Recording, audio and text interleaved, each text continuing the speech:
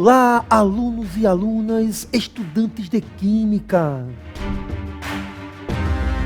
Sejam todos muito bem-vindos a mais uma aula de grande importância com seu professor Heber Barbosa. Neste momento estamos abrindo uma playlist acerca do estudo da termoquímica.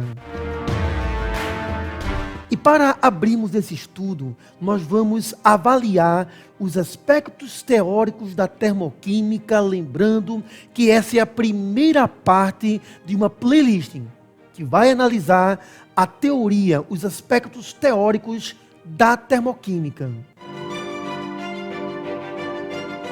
E para que possamos compreender a importância do estudo da termoquímica, nós faremos uma relação entre a química e o nosso cotidiano. Faremos uma contextualização para abrir o nosso estudo. Eu trago para você aqui um importante vídeo que vai mostrar a você como a termoquímica pertence ao nosso cotidiano. Daí, só pegar essa bolinha aqui, ó, estourou ela, o que vai acontecer? Ela vai esquentar sozinha. Ó, como que ela muda, tá? Tá transparente, agora tá bem branquinha. Quantos graus mais ou menos ela chega? Quantos graus mais ou menos? 52 graus. 52. Tá? Aí daí você pode usar em todo o corpo. Perna, pé, costa. E pra deixar ela normal de novo, usar Pra de novo? deixar então, aí daí ela vai ficar meia hora, 30 minutos desse jeito, quente. Você percebeu que a vendedora desse produto disse: ela vai esquentar sozinha. Ou seja, ela apertou essa bolsa, que é chamada bolsa térmica, apertou. E, na verdade, quando ela apertou essa bolsa, ela quebrou algum invólucro, ela quebrou algum material que estava dentro da bolsa, separando uma substância química de outra substância química. Ao apertar a bolsa, ela permitiu que substâncias entrassem em contato uma com a outra e aconteceu um fenômeno, uma reação que liberou o calor, aquecendo a bolsa.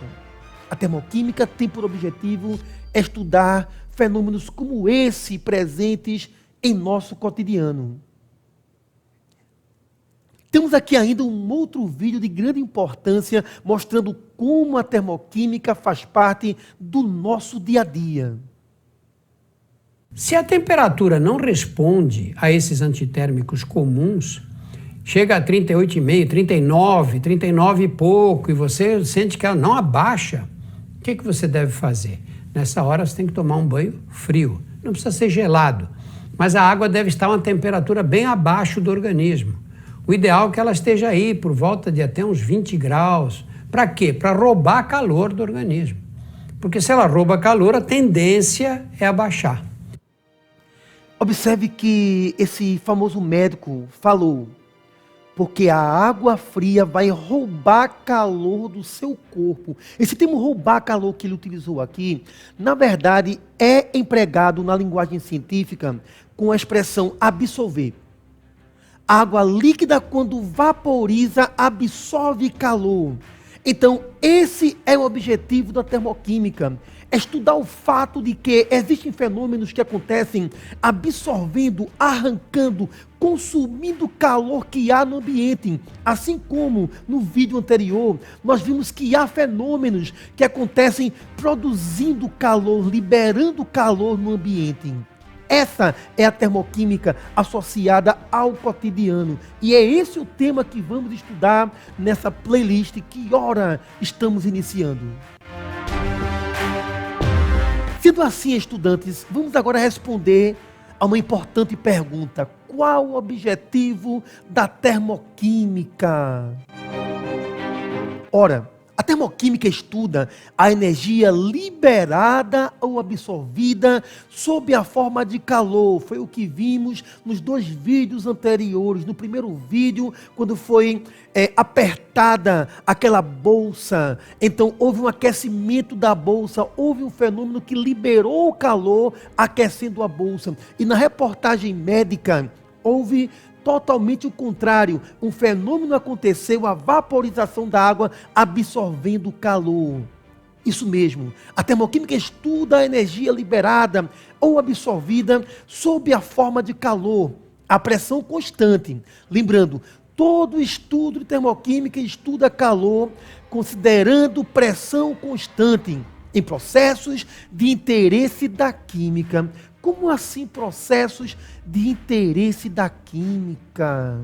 Ora, processos que interessam a química, eles podem ser não somente fenômenos químicos, fenômenos físicos, como por exemplo, as mudanças de fase de agregação da matéria, também são fenômenos de interesse da química. Então a termoquímica vai estudar a liberação ou absorção de calor em reações químicas, sim. Mas mudanças de fase de agregação da matéria, sólido, líquido, líquido, gás, líquido, líquido, sólido, não são fenômenos químicos, mas são fenômenos de interesse da química, e a termoquímica estuda esse calor liberado ou absorvido em todos os processos de interesse da química. Reforçando, a termoquímica estuda fenômenos químicos, como, por exemplo, as reações químicas, as transformações químicas, mas estuda esses fenômenos do ponto de vista da liberação ou absorção de calor. Vamos então ao primeiro conceito associado à termoquímica. Temos aqui então a definição de entalpia. Entalpia, uma grandeza termoquímica que será representada pela letra H. H, entalpia. A entalpia de um sistema é a grandeza expressa em unidade de energia. Vamos debater isso aqui posteriormente. Calorias, quilocalorias, joule, quilojoule. A entalpia de um sistema é uma grandeza que informa a quantidade de energia desse sistema que poderia se transformar em calor em um processo a pressão constante. Então, entalpia trabalha com o estudo da energia que pode ser convertida em calor desde que esse processo, essa análise esteja acontecendo a pressão constante. Energia que pode ser transformada em calor. Entalpia. Ora, estudante, as unidades de energia, que serão as unidades da medida de entalpia, conforme já comentamos, podem ser calorias ou quilocalorias, joule ou quilojoule, são as unidades mais comuns dentro do estudo da termoquímica. Conforme comentamos, a termoquímica estuda fenômenos que absorvem ou liberam calor que são de interesse da química. Sendo assim, vamos observar a entalpia associada às fases de agregação da matéria e, consequentemente, a entalpia associada às mudanças de fase de agregação da matéria. Ora, considere um eixo que mede a entalpia H. A água, por exemplo, a água será aqui o nosso foco de estudos. A água, por exemplo, se apresenta em vários níveis de entalpia. Nós podemos ter a água no estado sólido, com baixa entalpia.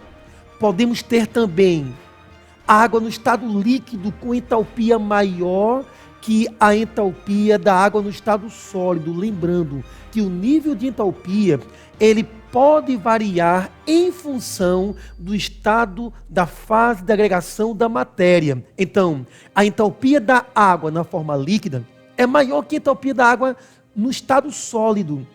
E a água na fase gasosa tem entalpia maior que a água na fase líquida, que tem entalpia maior que a água na fase sólida.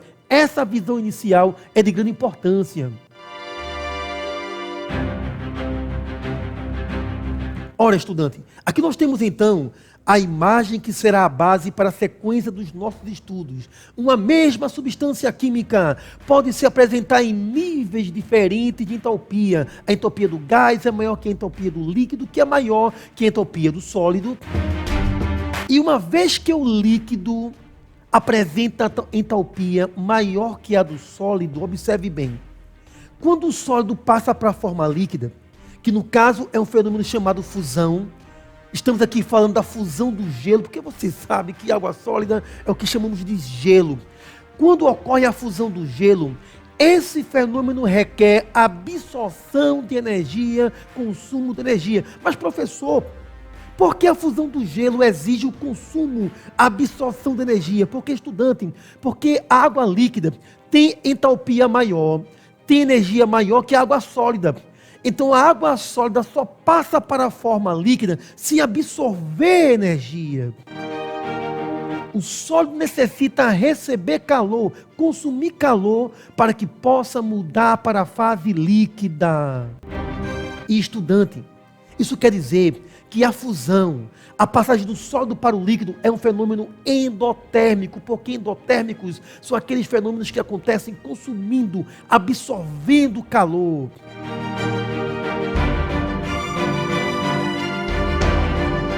Dando continuidade, considerando agora que a fase gasosa tem entalpia maior que a líquida.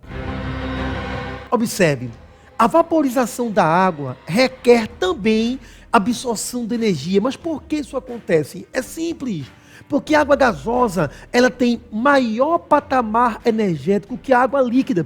Então a água líquida só passa para a forma gasosa se absorver calor, se receber calor. Estudante, observe, quando você coloca uma panela com água na boca do fogão e você quer ferver aquela água, você nota que é necessário acender a boca do fogão, começar a queimar o gás de cozinha, porque a queima do gás de cozinha libera calor. E a água vai receber aquele calor, a água líquida recebe aquele calor e passa para a forma gasosa. Isso mesmo, a vaporização requer absorção de energia. O líquido necessita receber calor para que possa mudar para a fase gasosa, porque a fase gasosa tem entalpia maior que a fase líquida. Você viu a reportagem do nosso famosíssimo médico mostrando que é necessário, quando tiver a febre muito alta, você tomar um banho frio. Mas por que isso? Porque a água líquida, quando passa para a forma gasosa, ela absorve calor. Aí vai baixar a temperatura do corpo. Olha, um outro pequeno detalhe, hein? Quando você está na praia, é lógico que você percebeu que a areia seca, ela é mais quente. A areia molhadinha, ela tem baixa temperatura. Por que a areia molhada é chamada de mais fria? Simples. Porque se a areia está molhada, aquela água da areia está vaporizando. E quando a água que está na areia começa a vaporizar, a água arranca calor da areia e baixa a temperatura da areia. Veja como termoquímica está associada ao nosso cotidiano. A vaporização também é um processo endotérmico, porque processo endotérmico é aquele processo que acontece necessitando absorver calor. E isso ocorre quando o estado final tem entalpia maior que o estado inicial, aluno. Todo processo endotérmico é aquele que consome calor. E consome calor, absorve calor, porque a entalpia final é maior que a entalpia inicial.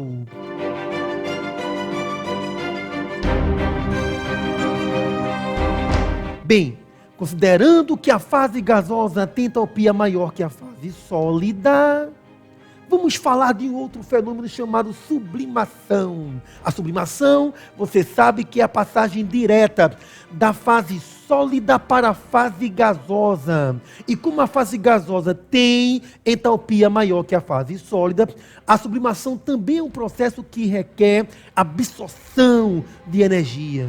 Isso mesmo, sólido necessita consumir calor para que possa mudar para a fase gasosa, sublimação. Ou seja, estudante, a sublimação também é um processo endotérmico, porque é acompanhado de consumo de calor, de absorção, porque o estado final tem entalpia maior que o estado inicial.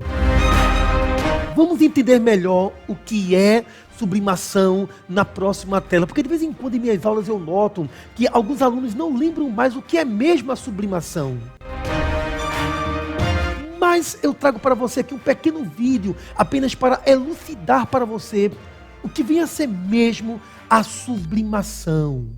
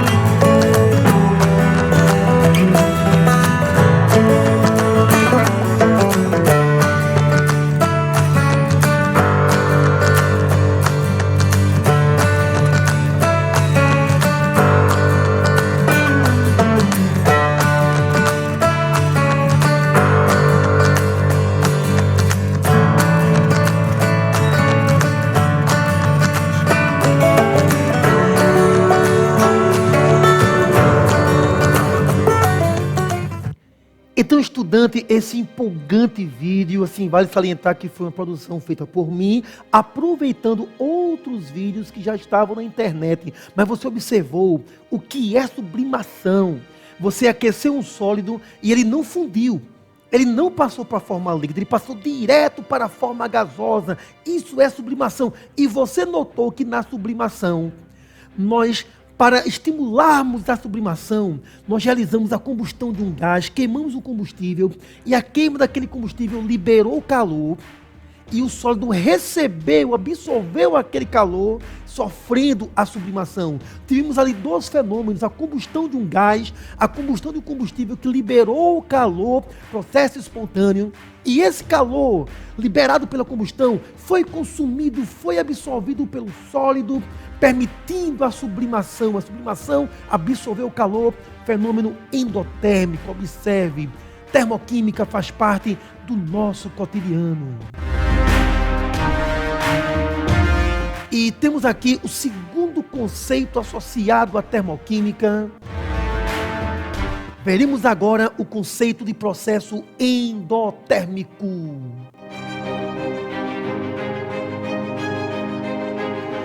Bem, aluno, endotérmicos são os fenômenos que se processam consumindo calor.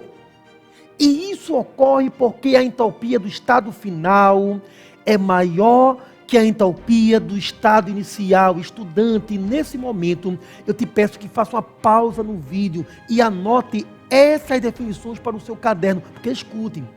Antes de ser um vídeo, isso aqui é uma aula de química. E aula você tem, aula você acompanha com caderno, copiando a teoria, anotando conclusões, para que essa aula faça sentido, tenha significado marcante para você. Ora, quais são as consequências dos processos endotérmicos? Estudante, vamos observar a evaporação da água.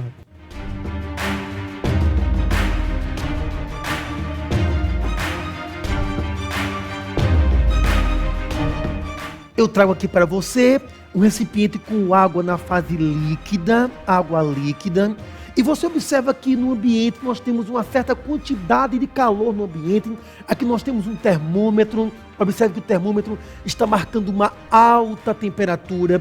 E vamos observar a vaporização da água líquida. A água está vaporizando e calor está sendo consumido. A temperatura está baixando.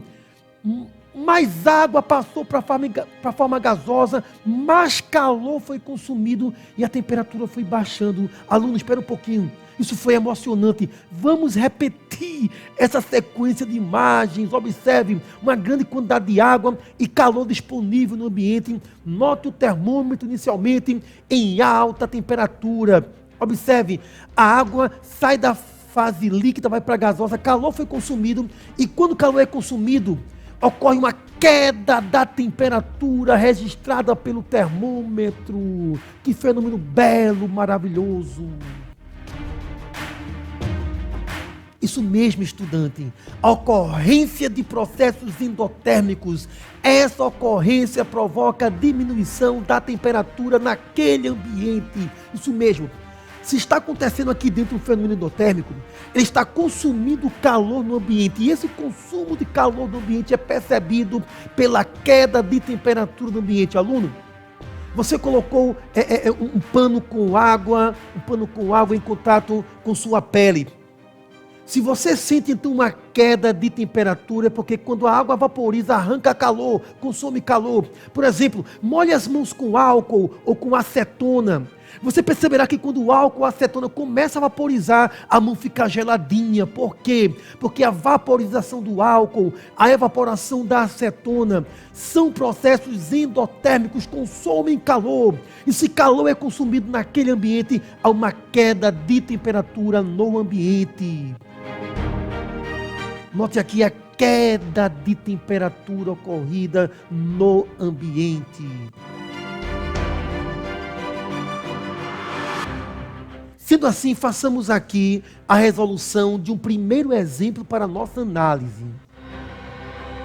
Esse exemplo, ele corresponde a questões de vestibulares. E a questão que eu trago para você aqui é uma questão do vestibular da UFPE. É bom lembrando que hoje a Universidade Federal de Pernambuco não tem mais o seu próprio vestibular, mas na época em que tínhamos o vestibular da Federal, esse vestibular, ele apresentava os mesmos parâmetros do Enem, ou seja, química relacionada ao cotidiano. Observe bem, aluno.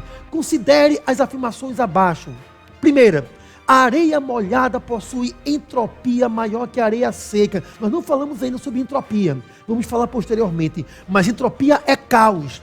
E entre a areia, apenas areia, e a areia misturada com água, realmente a areia misturada com água tem maior entropia, porque entropia, numa linguagem simples, bem rasteira, entropia mede o caos do ambiente. E a mistura de substâncias normalmente tem um caos maior que a substância pura. Então, realmente, isso aqui é uma verdade. A areia molhada é mais entrópica que a areia seca, mas entropia não é tema dessa aula. A condensação do vapor é um processo exotérmico. Realmente, se eu tenho vapor, condensar é passar para a forma líquida. De gás para líquido, eu estou passando de um estado de alta energia para um estado de menor energia. Então, energia é liberada. A condensação do vapor d'água é, sim, um processo exotérmico. A fusão do gelo é endotérmica? É.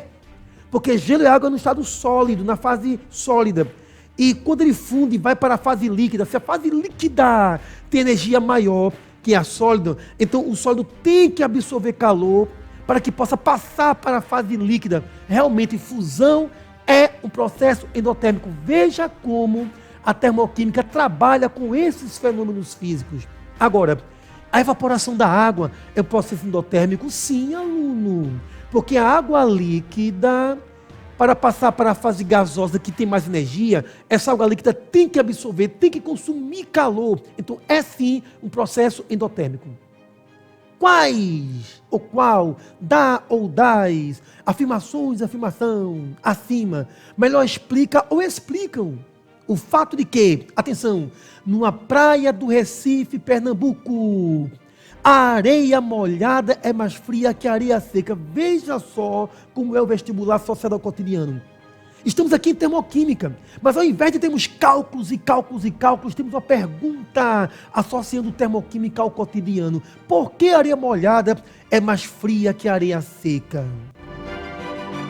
Ora, qual dessas 4 ou quais delas estão associadas ao fato da areia molhada ser friazinha em relação à areia seca? Ora, você sabe que a areia molhada é areia com água e a água vaporiza.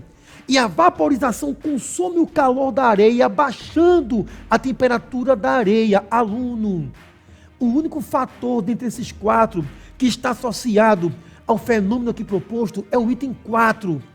A evaporação da água é um processo endotérmico, porque processos endotérmicos, quando acontecem, provocam a queda da temperatura do ambiente. Resposta à letra C. Observe, a termoquímica está associada ao nosso cotidiano. Segundo exemplo para análise. Questões de vestibulares. E dessa vez eu trago para você uma questão do SSA 1, 2017, Sistema Seriado de Avaliação da UPE aqui em Pernambuco. Analise a tirinha a seguir. Aqui está aquele cachorrinho, Bidu, né? Bidu, gelo. Agora que nós temos o gelo fundiu, né? Na linguagem popular, derreteu e de repente vaporizou. E diz, seu caso de personalidade tripla é realmente muito sério, realmente interessante. Os processos que ocorrem em cada um dos quadrinhos da tirinha, respectivamente, são fenômenos físicos ou químicos? Ora, são fenômenos físicos.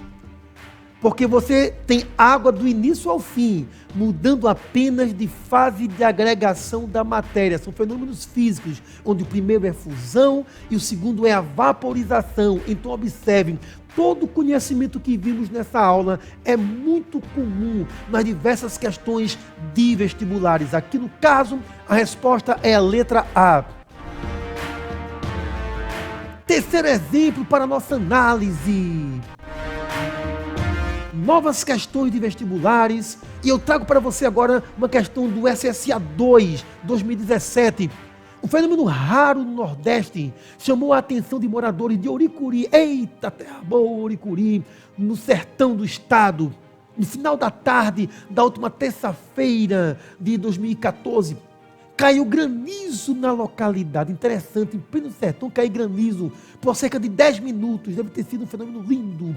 Quando o dia amanheceu, foi possível observar vapores sendo formados do granizo depositado no chão. Então, o granizo passou para a forma de vapor.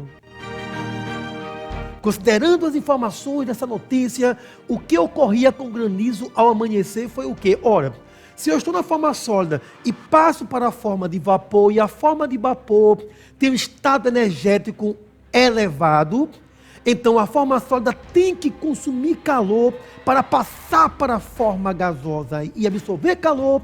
É um processo endotérmico. Resposta letra B. Mais uma vez, a termoquímica associada ao nosso cotidiano. O conhecimento científico nos faz entender o que acontece ao nosso redor na natureza.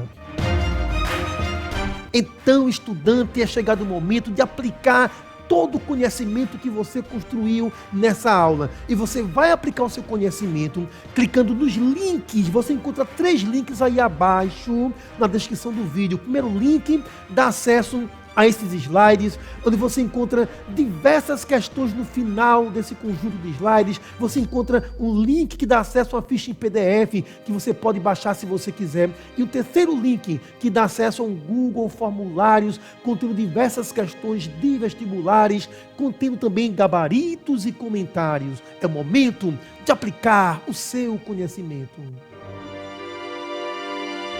E não esqueça, eu reforço que não faz sentido você assistir esse vídeo e não realizar resoluções de questões. Clique nos links que você encontra aí abaixo para aprimorar o seu conhecimento. E chegamos então, alunos, ao final de mais um vídeo. Espero que você tenha compreendido toda essa temática. E lembrando, eu estou aqui te convidando para presenciar o próximo vídeo acerca da playlist Conhecimento Teórico acerca da termoquímica, abertura ao tema termoquímica, onde iniciamos aqui uma playlist. Esse foi o primeiro vídeo, mas nós temos outros vídeos sobre o conhecimento teórico da termoquímica. Encontro todos vocês lá no próximo vídeo, estudantes apaixonados por química.